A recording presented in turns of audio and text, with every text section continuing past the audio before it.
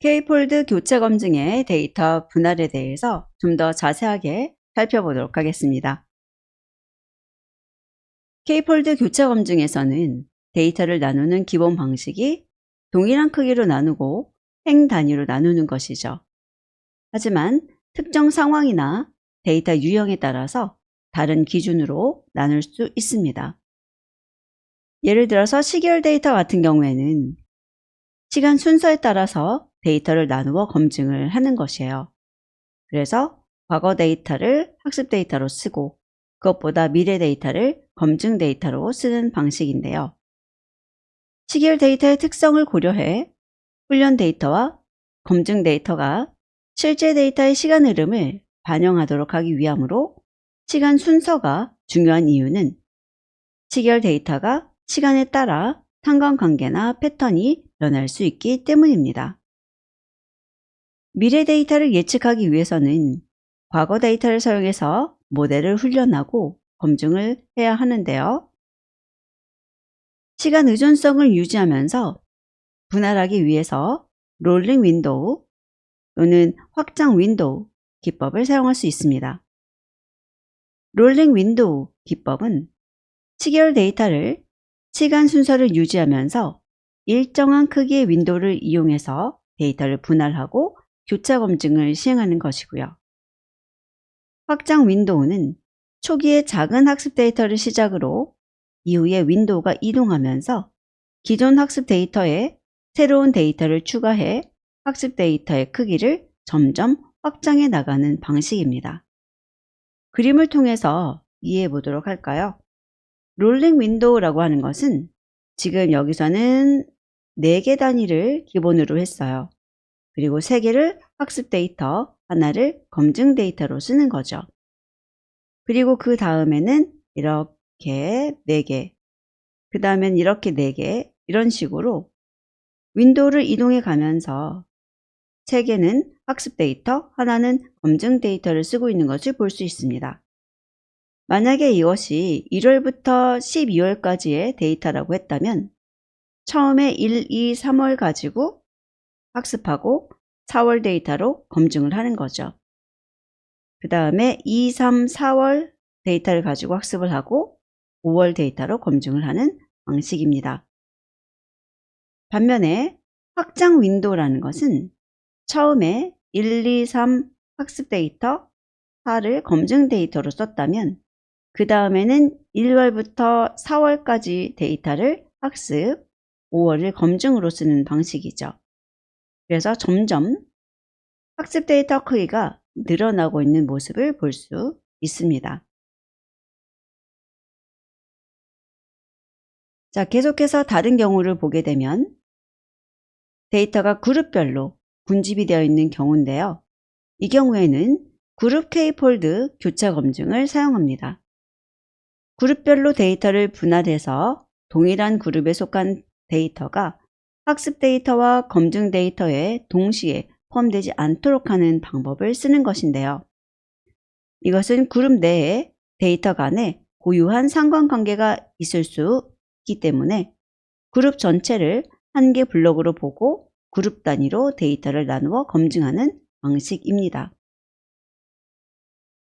다음은 분류 문제에서 각 클래스의 사례수가 불균형한 경우 사용할 수 있는 스트래티파이드 K폴드 교차 검증인데요.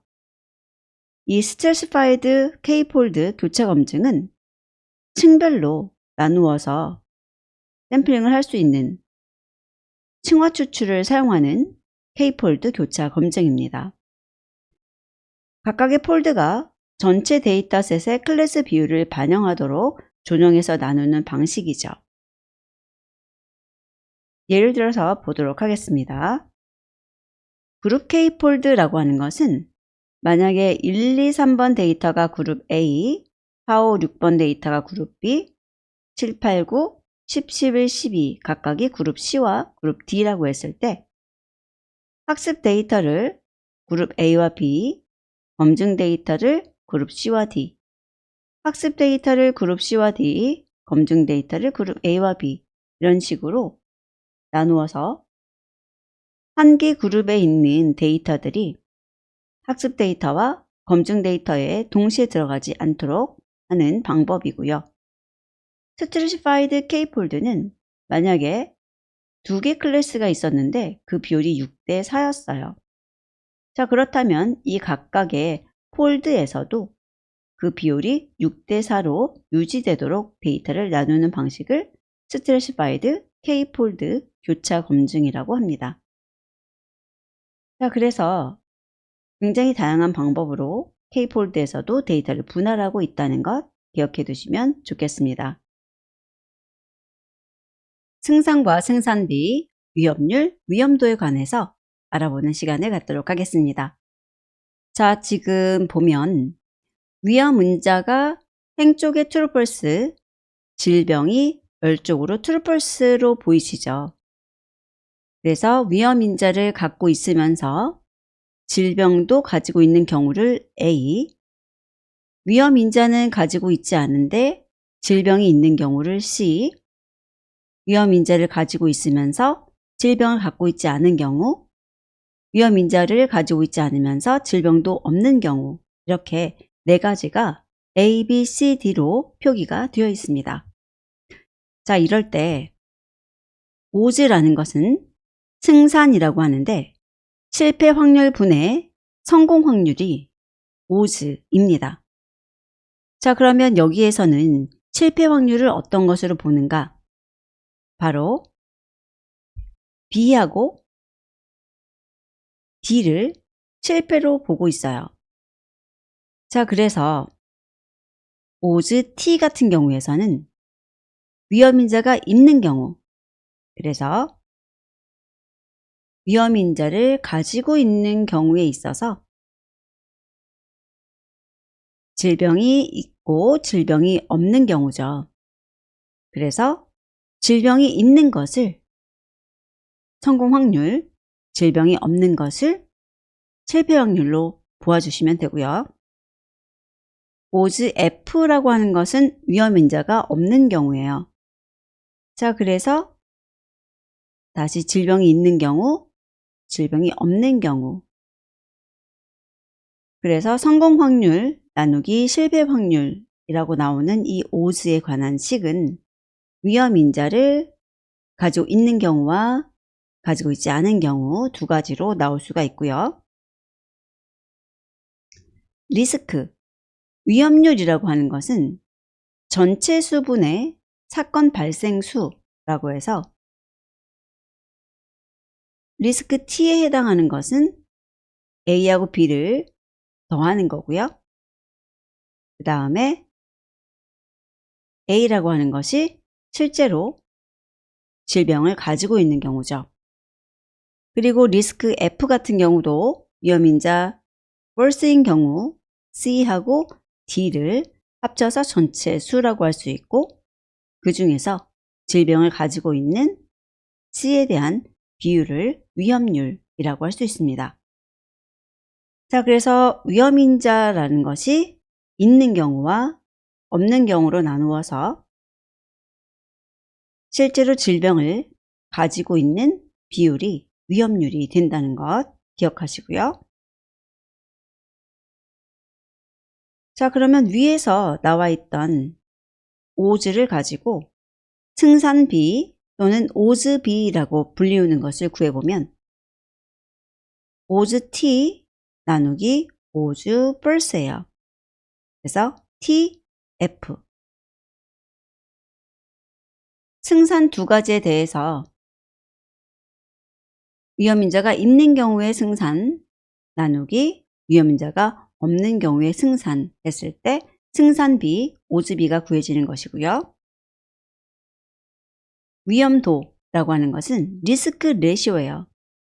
그래서 여기에 나와 있는 리스크 T와 리스크 F가 있었을 때 리스크 T 나누기 리스크 F가 위험도가 됩니다. 자, 승산, 위험률, 승산비와 위험도, 이렇게 네 가지씩 기억해 두시고요. 실제로 숫자를 넣어서 확인을 해 보도록 하겠습니다. 여기에서는 위험인자를 흡연에 관한 것으로 본 것이고 흡연을 하는 것, 흡연을 하지 않는 것으로 나누었죠. 그리고 질병으로는 폐암을 사용했어요. 그래서 폐암 있는 경우, 폐암 환자가 아닌 경우 두 가지로 나누어 본 것입니다. 자, 그러면 흡연하는 사람의 오즈라고 한다면 여기 흡연자 중에서 폐암 환자인 경우와 환자가 아닌 경우로 해서 4분의 1 구해지고 비흡연자에 대해서는 환자인 경우와 환자가 아닌 경우로 해서 24분의 1이 나오는 것을 볼 수 있습니다. 자, 그리고 오즈 레시오를 구해라 라고 한다면은 스모커의 오즈 나누기 넌 스모커의 오즈 4분의 1 나누기 24분의 1이 되죠. 그래서 구해보게 되면 4분의 1하고 24분의 1이니까요. 이렇게 안쪽으로 바깥쪽으로 곱한 것을 4분의 24로 넣는 거죠. 그리고 약분해주면 6이 나올 거예요. 스모커의 리스크라고 하는 것은 흡연에 대해서 전체 중에서 폐암 환자에 관한 것이죠. 그래서 100분의 20, 0.2가 되는 거고요. 비흡연자 같은 경우도 여기에 있는 비흡연에 대해서 두 개를 더해서 그 중에서 폐암 환자 그러면 0.04라는 것을 볼 수 있습니다. 스모커의 리스크가 굉장히 많이 높은 편이죠. 그리고 리스크 레시오라는 것을 구해보게 되면 스모커의 리스크 그 다음에 넌 스모커의 리스크 그래서 구해보면 5라고 나오게 되는 것이고요. 결론적으로 흡연자는 비흡연자에 비해서 폐암에 걸릴 승산이 6배 높다고 할 수가 있고요. 흡연자는 비흡연자에 비해서 폐암에 걸릴 위험률이 5배 더 높다고 할 수가 있겠습니다. 자, 그래서 승산, 위험률, 승산비와 위험도 4가지에 대해서 직접 구하실 수 있도록 연습해 두시기 바랍니다. 의사결정 나무 모형의 특징과 종류, 장점과 단점에 대해서 알아보도록 하겠습니다. 먼저 특징인데요. 의사결정 나무 모형의 목적은 새로운 데이터를 분류하거나 값을 예측하는 것입니다. 그래서 데이터 분류 또는 회계 용도로 사용을 할 수가 있고요. 2가지 종류가 다 있다는 것이에요. 분리변수 피처원 공간에 대한 현재 분할은 이전 분할의 영향을 받는다. 이것에 대해서 조금 더 설명을 해보면 저희가 변수를 가지고 조건을 만들게 되는데 그 변수가 만약에 범주형이었다라고 한다면 해당하는 조건에 yes, no라는 것으로 답할 수 있도록 특정 범주이다, 아니다 이런 식으로 해서 조건을 만들게 돼요. 그리고 연속형 변수로 조건을 만든다고 할 때에는 그 값보다 작다, 크거나 같다 이런 식으로 조건을 만들어내게 됩니다. 그리고 이 질문이 어떤 것인가에 따라서 나뉘는 모양이 다르겠죠. 그렇기 때문에 그 다음 질문을 만들 때 그 전 질문이 무엇이었는지가 영향을 주게 된다는 의미입니다. 그래서 현재 분할에 대한 질문이 이전 분할에 대한 질문과 영향이 있다는 것이 이 말이고요. 부모 마디보다 자식 마디의 순수도가 증가하도록 분류나무를 형성해 나갑니다. 불순도 감소죠. 그래서 이렇게 아래로 내려갈수록 여기 있는 노드들은 동일한 것끼리 모여 있게 되고 서로 다른 것은 분리가 되는 거죠. 그리고 이제 용어들이 좀 더 다양해질 텐데요. 독립변수를 뜻하는 것에 설명변수, 예측변수, 피처 같은 것이 있고, 종속변수를 의미하는 것에 목표변수, 반응변수, 레이블 같은 것이 있습니다. 종류를 살펴보면 목표변수, 즉 종속변수가 이산형인 경우에 분류나무와 목표변수가 연속형인 경우에 회귀나무가 있습니다. 여기에서 이산형이라는 것은 좀 조심해서 해석을 해 주셔야 되는데요. 저희가 범주가 있었을 때 만약에 혈액형이다. 그러면 A형, B형, O형, AB형 이런 식의 네 가지가 있는데 이것을 그냥 쓰지 않고 엔코딩을 하죠. 그래서 0, 1, 2, 3이라는 이산형인 숫자로 바꾸어서 사용을 하게 되는데 이 경우를 뜻하는 거예요. 자, 그래서 몇 가지 제한된 범주를 갖는다. 그런 데이터다라는 것이 여기서는 이산형이라고 쓰인 겁니다. 그래서 이산형이라는 단어가 나왔을 때는 그것이 특정하게 몇 개의 범주를 갖는 것인지 아니면 그런 범주가 없는 것인지에 따라서 저희들이 이렇게 분류용으로 쓸 수도 있고 회귀용으로 쓸 수도 있어요. 이산형이라는 것은 그 단어 의미 자체로만 봤을 때는 그냥 정수 데이터들로 이루어진 것이기 때문에 해석을 잘 하셔야 됩니다. 네, 여기에서는 범주라는 의미로 해석이 되기 때문에 분류나무에 사용이 되는 것이고요. 장점을 보자면 구조가 단순해서 해석이 쉽고요. 설명하기 쉽게 시각화를 할 수 있습니다. 그래서 높은 설명력을 가지고 있다라고 할 수 있죠.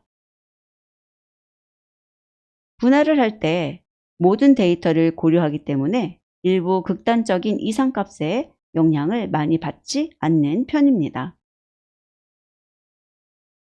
비모수적인 모형으로 선형성이나 정규성, 등분산성 등의 수학적인 가정이 필요하지 않고요. 범주형과 수치형 변수를 모두 사용할 수 있습니다.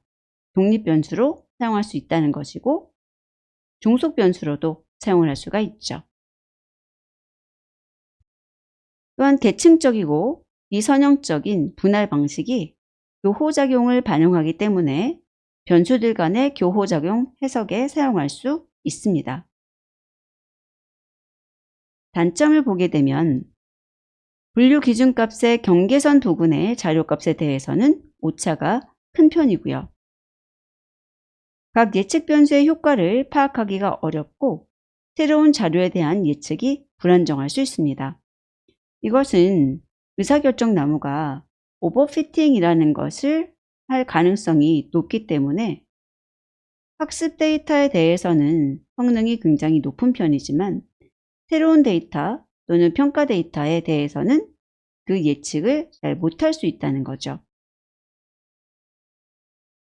자, 그리고 교호작용에 대해서 조금 더 설명을 해보면 두 개 이상의 독립 변수들이 결합해서 상호작용을 통해 종속 변수의 복합적인 영향을 미치는 현상을 교호작용이라고 하는데요.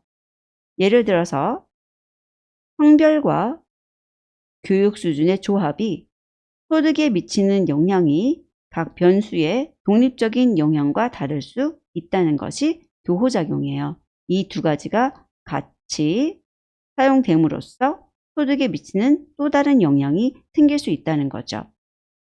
이렇게 교호작용을 고려하는 것은 모델의 정확성을 높이고 변수들 간의 복잡한 관계를 더 잘 이해할 수 있도록 하는 특징이 있습니다. 부스팅 모델의 종류를 살펴보도록 하겠습니다.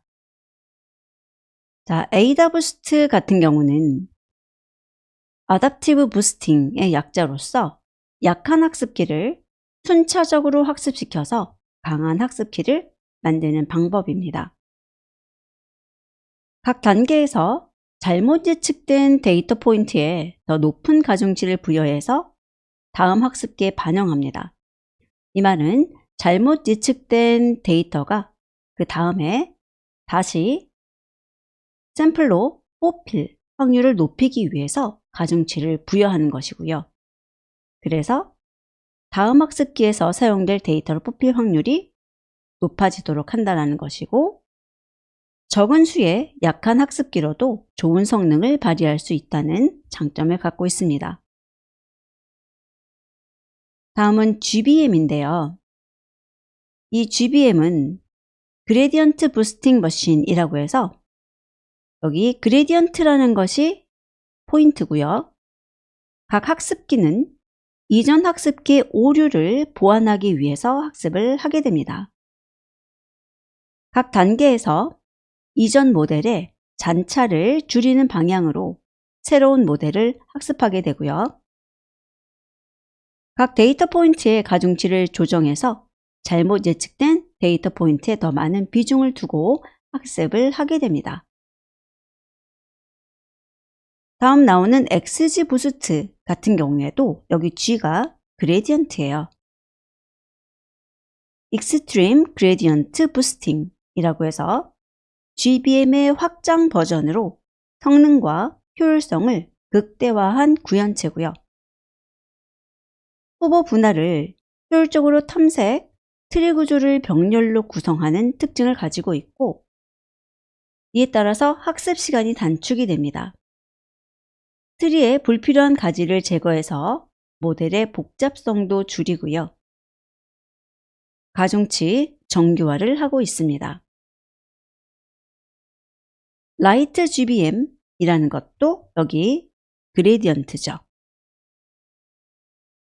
전통적인 레벨 중심 분할 방식과는 달리 리프 중심으로 트리를 분할해서 학습 속도를 높이고 정확성을 향상시킨 방법입니다.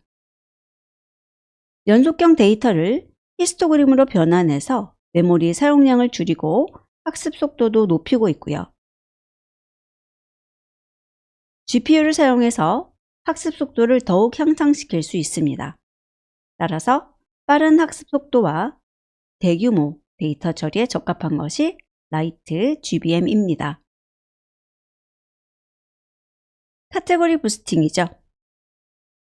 범주형 데이터를 자동으로 인코딩하고 효과적으로 처리하도록 설계가 된 것이고요. 데이터 불균형 문제를 효과적으로 다루기 위한 알고리즘이 적용이 되어 있습니다. 또한 복잡한 전처리 없이도 사용이 가능한 편의성도 제공하고 있죠. 그래서 부스팅의 종류, 여기 아답티브 부스팅하고 그레디언트 부스팅, 그리고 카테고리 부스팅 5가지의 특징을 구분해서 알아두시기 바랍니다. 경사강법의 종류와 특징을 살펴보도록 하겠습니다. 경사강법이라고 하는 것은 인공신경망에 있어서 학습의 방법이라고 볼 수가 있는 것이죠. 인공신경망에서는 가중치, W 값을 찾는 것이 학습이잖아요. 자, 그랬을 때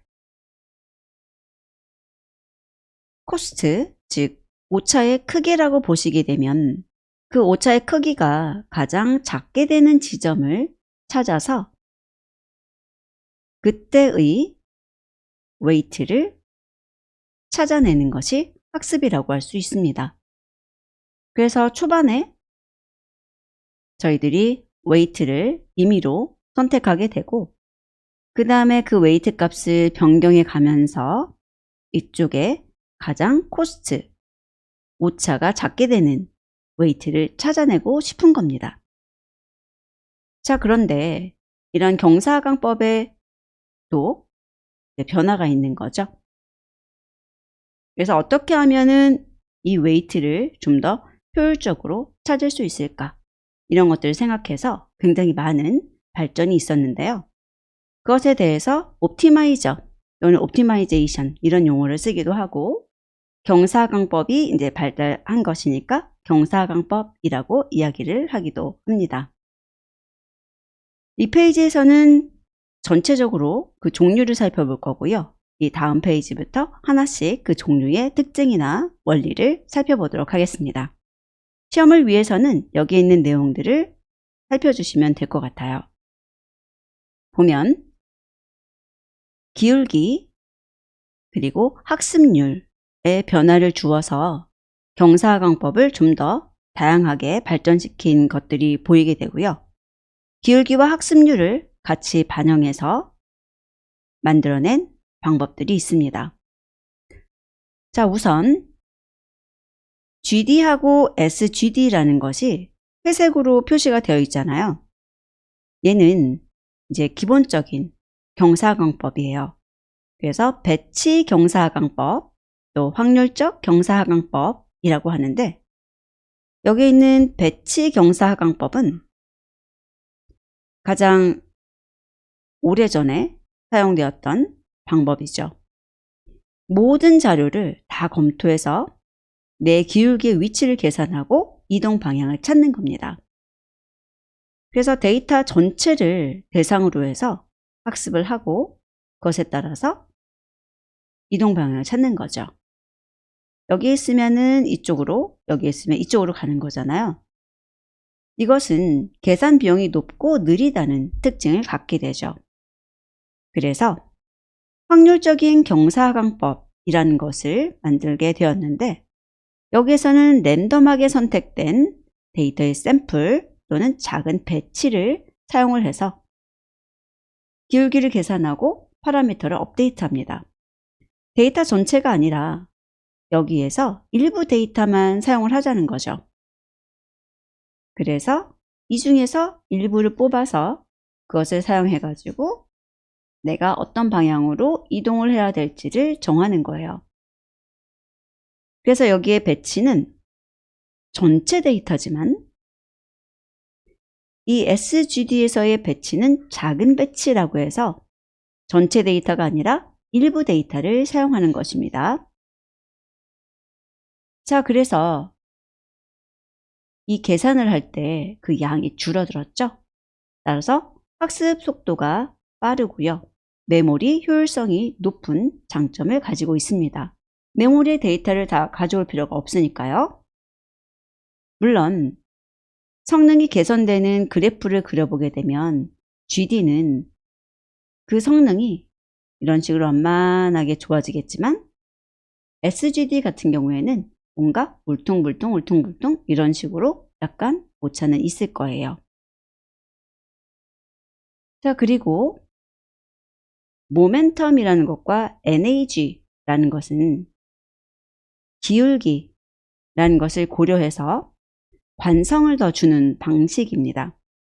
보면 SGD의 단점을 보완하기 위해서 이전 기울기를 고려하는 거예요.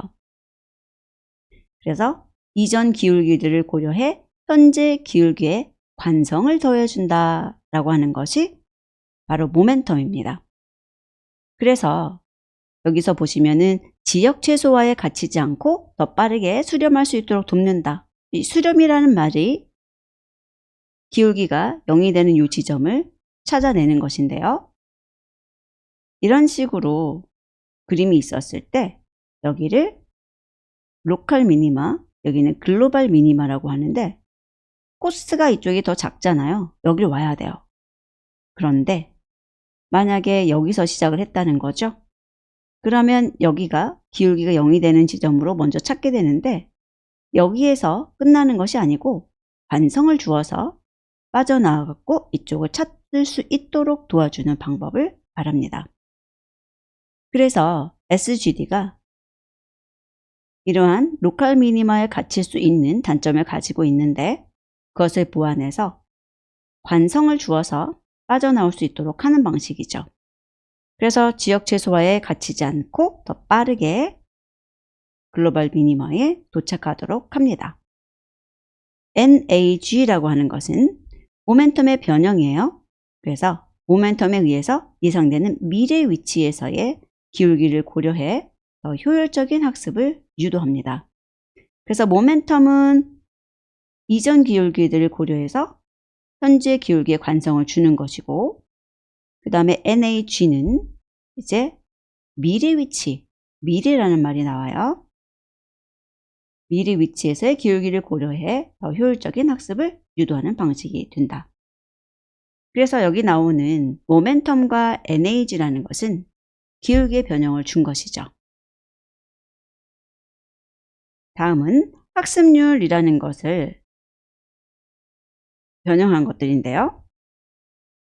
에이다 그레이드라는 것은 학습률을 조정해서 빈번하게 업데이트되는 파라미터의 학습률을 낮추고 드물게 업데이트되는 파라미터의 학습률을 높인 겁니다. 자, 그래서 빈번하게 업데이트되는 애들은 촘촘히 보겠다는 거예요. 그리고 드물게 업데이트되는 애들은 듬성듬성 보겠다는 거죠. 빠르게. 우리들이 여기에서 이쪽으로 이동하는 데 있어서 빠르게 갈 것과 촘촘히 갈 것을 구분해서 보겠다는 거죠. 그래서 이전 기울기의 제곱합을 누적해 학습률을 점진적으로 감소시키게 되고요. 이것은 시간이 지남에 따라서 학습률이 지나치게 작아질 수 있습니다. 이 에이다 그레이드의 단점이 학습률이 지나치게 작아질 수 있다는 거예요. 왜냐하면 학습률을 점진적으로 감소를 시키기 때문에.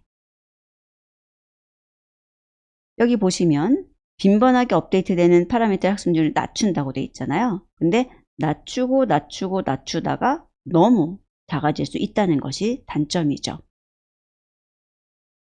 자주 업데이트되는 파라미터의 제곱합이 커지고 따라서 학습률은 낮아진다. 에이다 델타라는 것은 에이다 그레이드의 변형입니다.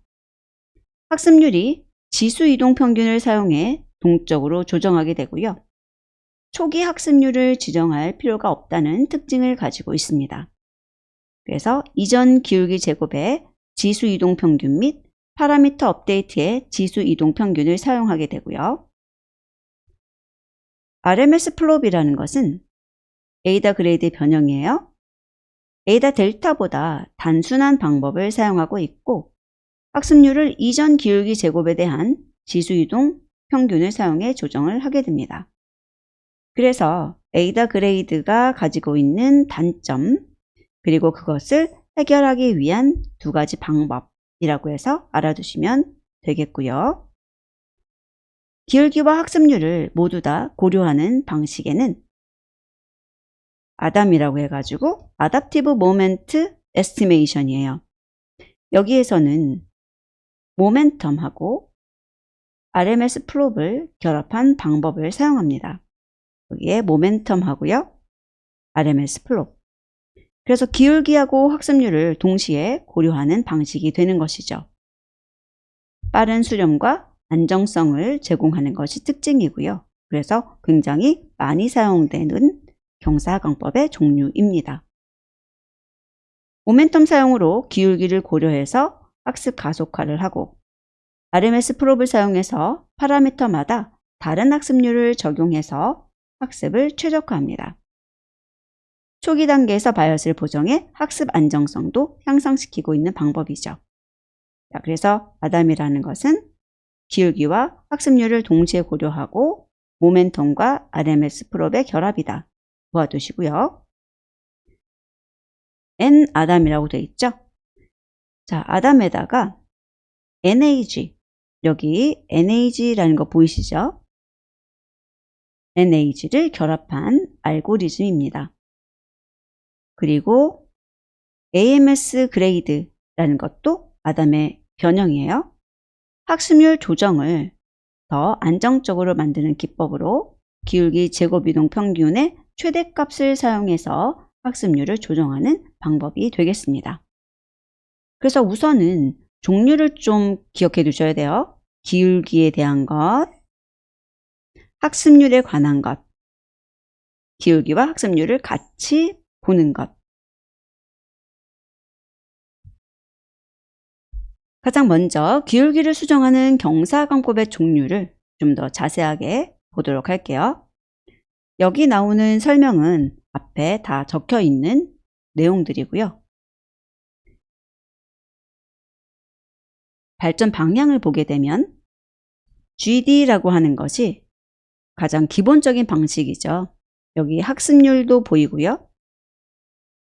그 다음에 여기 코스트 함수의 기울기 구하는 거 나오는 거예요. 그래서 여기 파라미터인데 우리들이 뭐 weight라고 할 수 있는 것들, weight old, weight new가 되겠죠. 이쪽이. 그리고 이쪽이 weight old예요. 그래서 그것을 여기 있는 학습률과 그 다음에 코스트 함수의 기울기를 반영해서 갱신하게 된다는 것인데, 여기서 특징은 모든 자료를 사용한다는 거죠. 그래서 계산 비용이 높고 느리다는 특징을 갖고 있어요. 자, 반면에 SGD라는 것은 랜덤하게 선택된 데이터 샘플을 사용한다고 했죠. 작은 배치를 사용한다. 그래서 여기에 보시게 되면 랜덤하게 선택된 데이터들에서 이렇게 뽑혀 있다는 것을 볼 수가 있고, 그 다음에 기본적인 식은 같습니다. 자, 그리고 이 모멘텀이라는 걸 보게 되면 이전의 기울기를 고려한다라고 했죠. 그래서 이전 기울기를 고려해서 현재 기울기의 관성을 더하는 방식이다라고 했어요. 그래서 이 뒷부분이 달라져 있습니다. 보면 이 앞에 있는 부분이 뭐냐면 이전 기울기 여기 t-1이라고 써 있죠. 그래서 이전 기울기 업데이트 방향을 고려해서 현재 기울기의 관성을 더해주는 것을 말하고요. 이쪽이 학습률하고 그 다음에 코스트 함수를 미분해서 기울기 낸 것은 그대로 있는 것을 볼 수가 있어요. 자, 그리고 NAG라고 하는 것은 현 위치에서 모멘텀에 의해 예상되는 미래 위치에서의 기울기를 고려한다라고 되어 있어요. 그래서 여기에 있는 VT를 보게 되면 여기 나오는 이전 기울기 업데이트 방향을 고려해서 현재 기울기의 관성을 더한다라는 것이 들어가 있고요. 이쪽 부분에 보게 되면은 현 위치에서 모멘텀에 의해 예상되는 미래 위치에서의 기울기라는 것이 반영된 부분이 바로 이 부분이라고 할 수가 있습니다. 다음은 학습률을 수정하는 경사 하강법이에요. 여기에서도 이 설명들은 앞에 나온 것하고 동일한 내용들이고요. 보면 처음에 이 SGD고요. 여기에서 A다 그레이드라고 하는 것은 이전 기울기 제곱합의 누적을 사용하고 학습률의 점진적인 감소가 일어나서 지나친 감소가 일어날 가능성이 있다라고 했죠. 여기 보게 되면 학습률 부분이잖아요. 그런데 이 학습률 부분이라는 것이 지금 GT 플러스 엡실론에다 루트를 씌운 것으로 나눠지고 있는 것을 볼 수가 있습니다. 보면 GT라고 하는 것은 T 시점에서의 기울기고요. 대문자 G로 시작하는 GT 같은 경우에는 시점 T에서의 기울기 제곱합 누적이라고 돼 있어요. 이런 식으로. 그래서 여기 나오는 이 학습률이 계속 점진적으로 감소하는 모습을 갖게 된다는 얘기죠. 여기가 제곱합을 이루고 있으니까 점점 커지는 거예요. 그리고 이쪽이 커지게 되면 전체적으로 이 학습률은 작아지게 되는 거죠. 그래서 여기 나와 있는 것이 커질수록 이쪽에 있는 학습률은 작아지게 되는 겁니다. 그래서 이것을 개선한 방식인 에이다 델타 그리고 RMS 프롭이라는 것이 있는데, 에이다 델타라고 하는 것은 기울기 제곱의 지수 이동 평균 그리고 파라미터 업데이트의 지수 이동 평균을 사용하게 되는 것입니다. 여기에서 기울기 제곱의 지수 이동 평균과 그 다음에 파라미터 업데이트의 지수 이동 평균, 이런 것들이 적용이 됐다는 거죠. 그래서 이 부분 보게 되면 이 내부에서 파라미터 업데이트의 지수 이동 평균과 기울기 제곱의 지수이동 평균이라는 것이 사용된 것을 볼 수가 있습니다.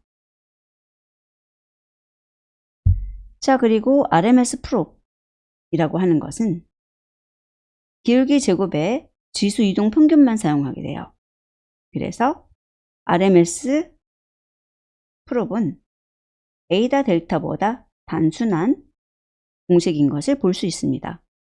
여기 보시게 되면 학습률에 대해서 여기 나와 있는 기울기 제곱의 지수 이동 평균만 사용하고 있는 것을 볼 수가 있죠. 그리고 이쪽에서는 지금 학습률에 대한 것, 요 기호가 보이지가 않죠. 그래서 이 A다 델타 같은 경우에는 초기 학습률을 지정할 필요가 없다는 특징도 가지고 있습니다.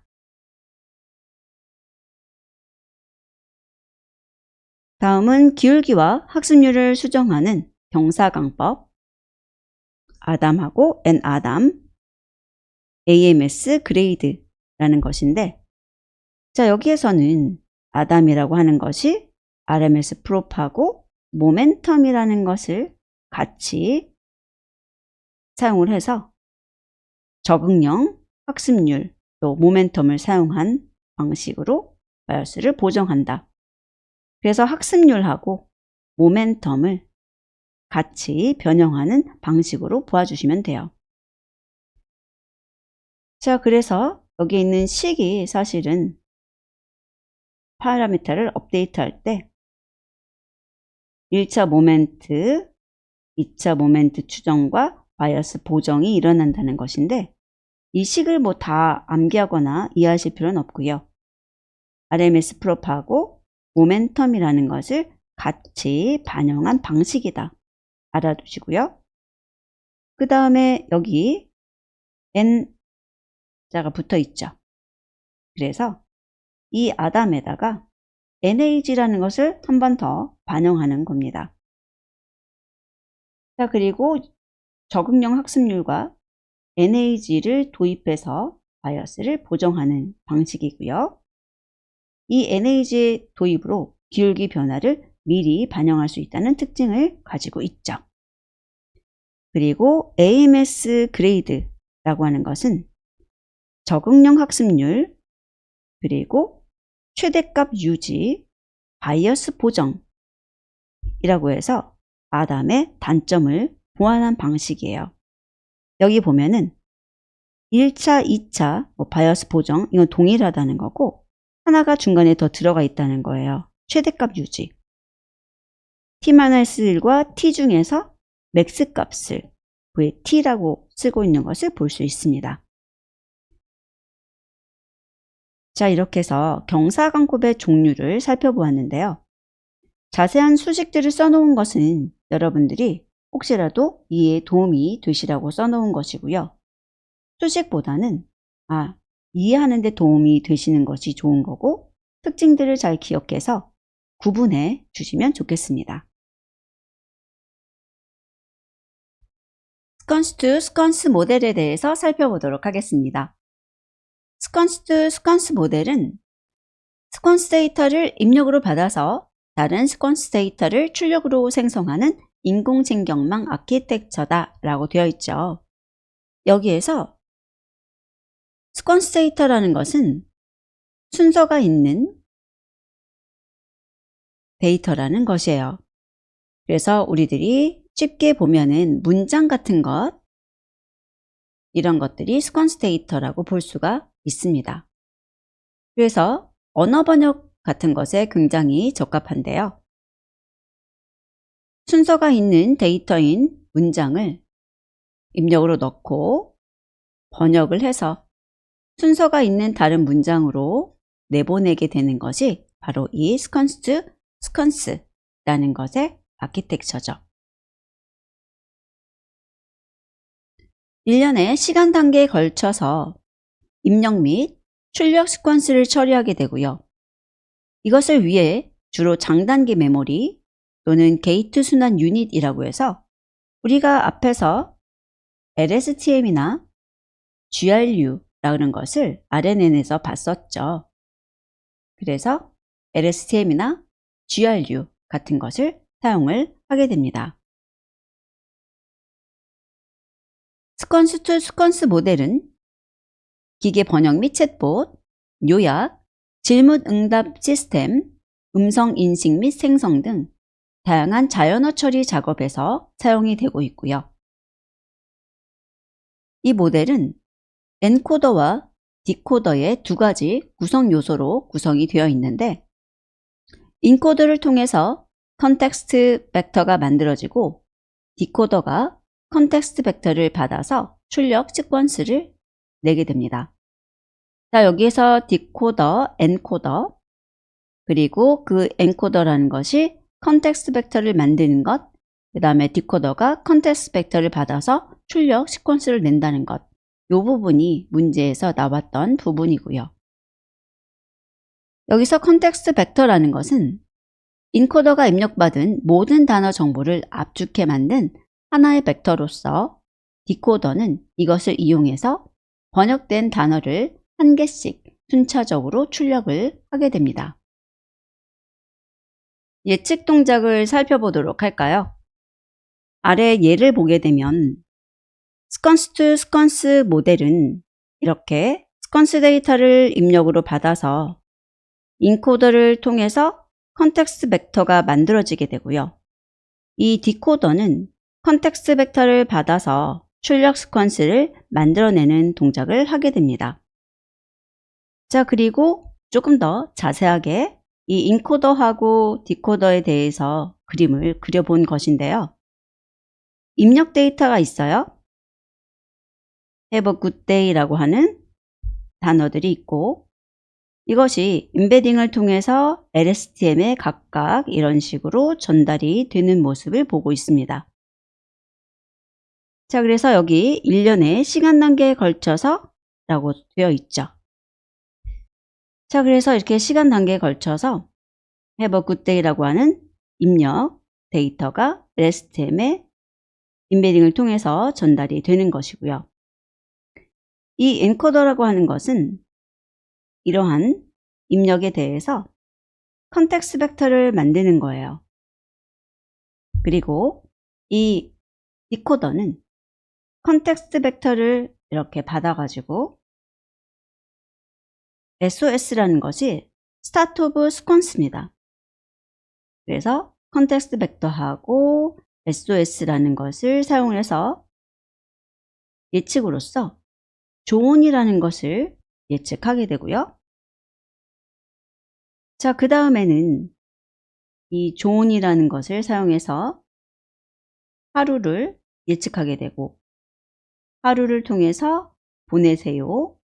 그 다음에 보내세요를 이용해서 EOS가 예측이 되게 되면 여기에서 이제 예측을 종료하게 되는 것입니다.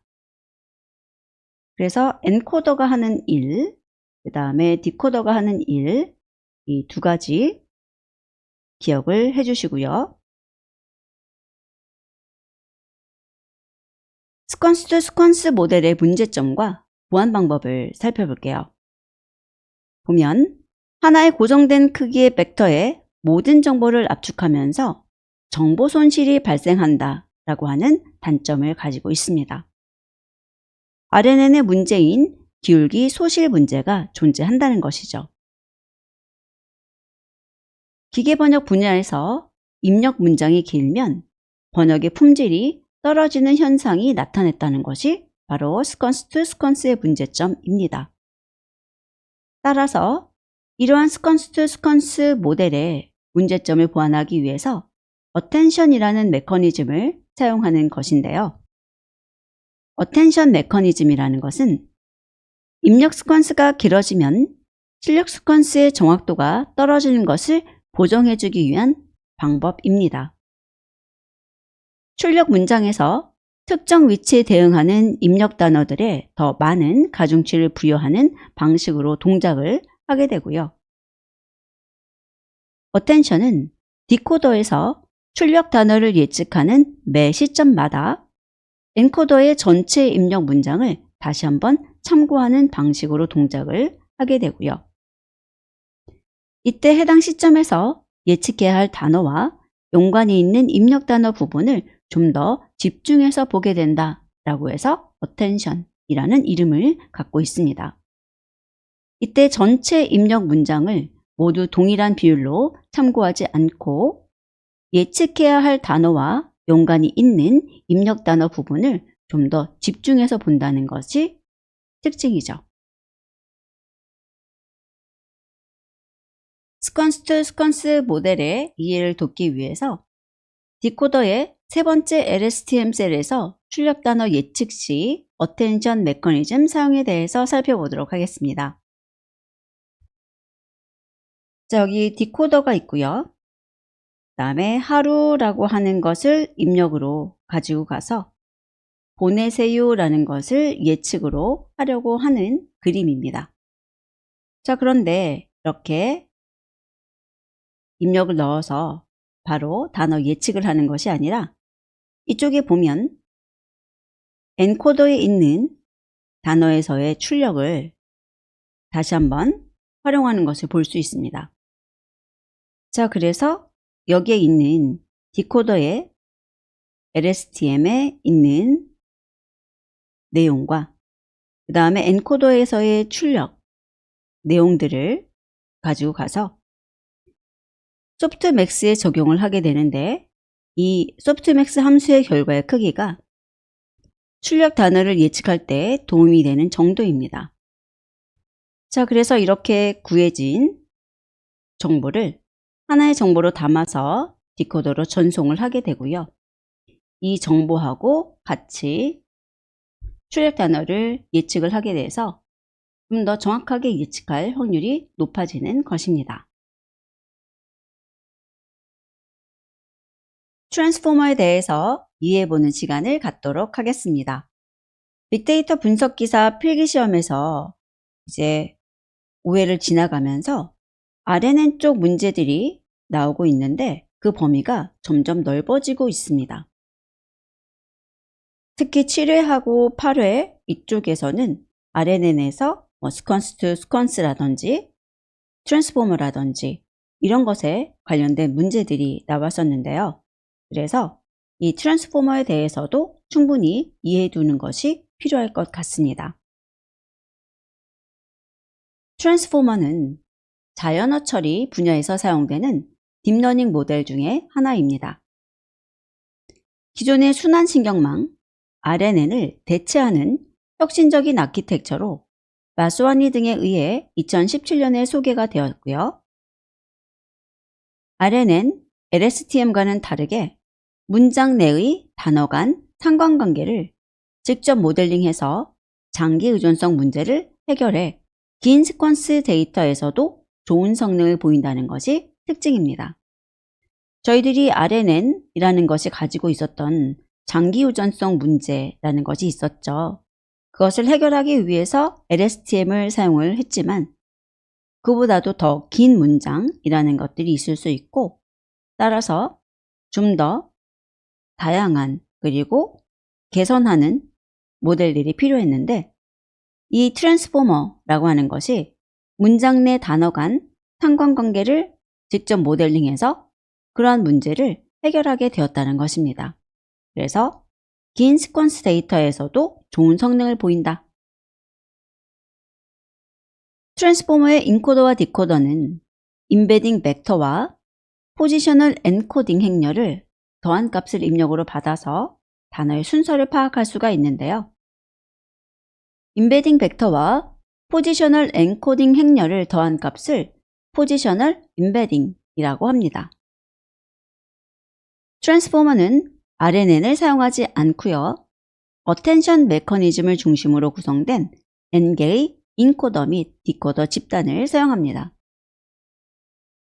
인코더와 디코더 내부에서 여러 가지 어텐션이 사용되는데 엔코더 셀프 어텐션, 마스크드 디코더 셀프 어텐션, 엔코더, 디코더 어텐션 등이 사용되고 있습니다.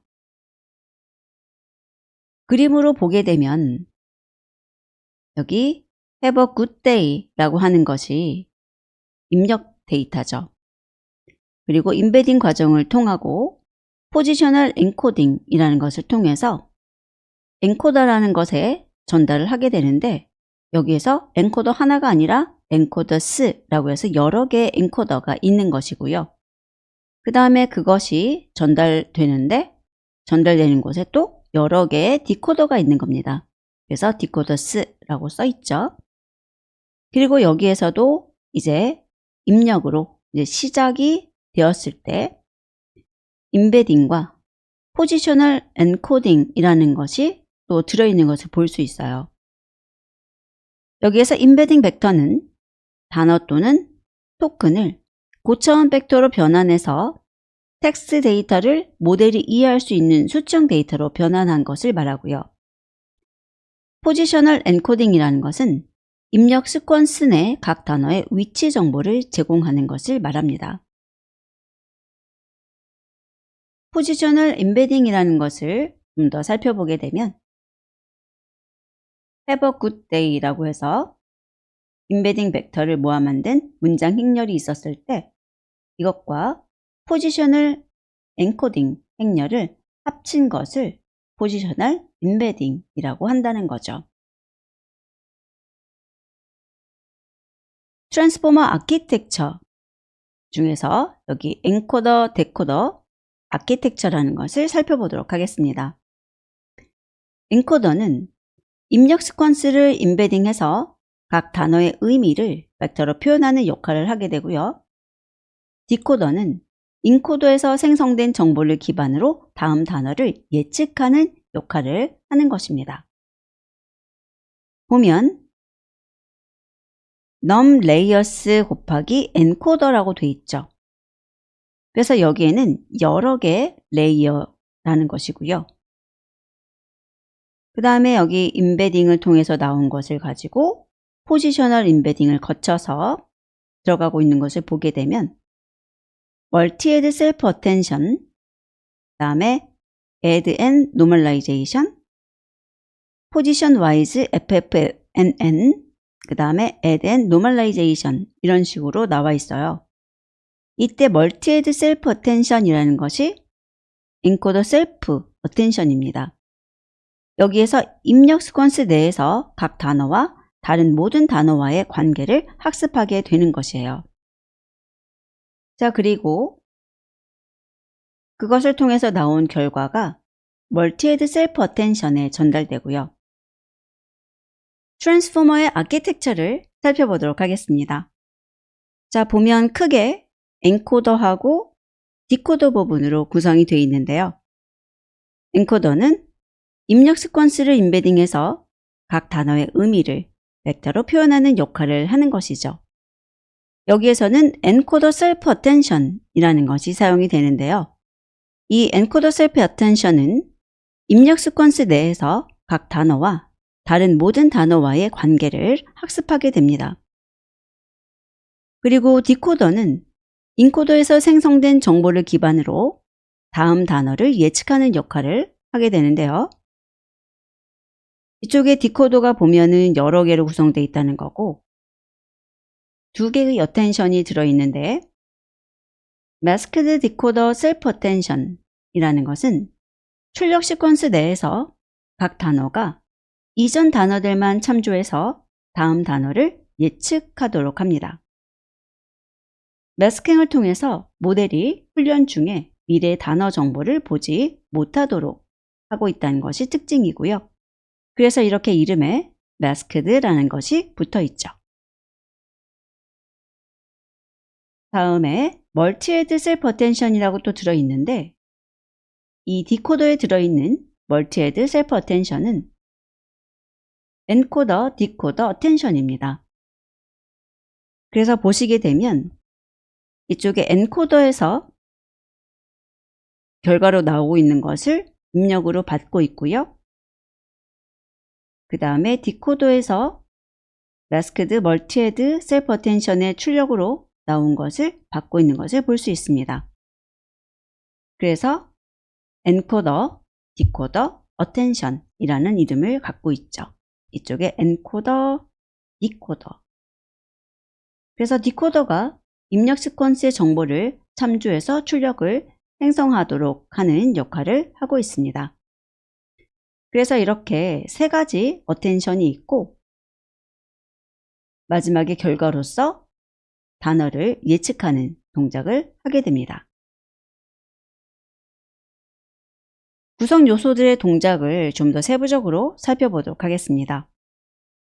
보면 셀프 어텐션이라는 단어는 입력 시퀀스의 모든 단어 간의 관계를 동시에 고려해서 장거리 의존성을 학습하고 문맥을 더 잘 파악할 수 있도록 하는 요소이고요. 멀티헤드 셀프 어텐션이라는 것은 여러 개 어텐션 헤드를 사용해서 입력에 대한 다양한 관점을 학습하는 것을 말합니다. 그래서 그림을 보시게 되면 입력이 이렇게 여러 개로 들어가는 것을 볼 수가 있는데요. 이게 바로 멀티헤드라고 하는 것의 그림인 거죠. 여러 개의 어텐션 헤드를 사용합니다. 각 어텐션 헤드는 서로 다른 가중치 행렬을 가지고 어텐션을 수행하기 때문에 다양한 종류의 정보를 학습할 수 있게 되는 겁니다. 포지션 와이즈 피드 포워드 뉴럴 네트워크, 여기 보시면 포지션 와이즈 피드 포워드 뉴럴 네트워크인데요. 이것은 각 위치에서 독립적으로 작동하는 완전 연결 네트워크를 사용해 입력의 각 위치마다 다양한 특징을 추출하는 역할을 하게 됩니다. 그리고 Add and Normalization 이라는 것은 Residual Connection and Layer Normalization을 통해서 학습의 효율성을 높이는 역할을 하고 있는 것입니다. 자, 이렇게 해서 트랜스포머의 역할 그리고 내부적인 아키텍처를 살펴봤는데요. 어텐션의 종류 3가지 그리고 각각의 기능 정도 알아두시면 좋을 것 같습니다. 아노바의 용도를 살펴보게 되면 3개 이상의 그룹의 평균 비교에 사용을 하고 있고 또 다른 하나가 회기에서 그 회기 모형의 유의성 분석에 사용을 하고 있습니다. 시험에서는 2가지 다 나오고 있지만 이 2번째 회기 모형의 유의성 분석에 대해서 조금 더 자주 묻고 있습니다. 분산 분석표를 해석해 보도록 하겠습니다.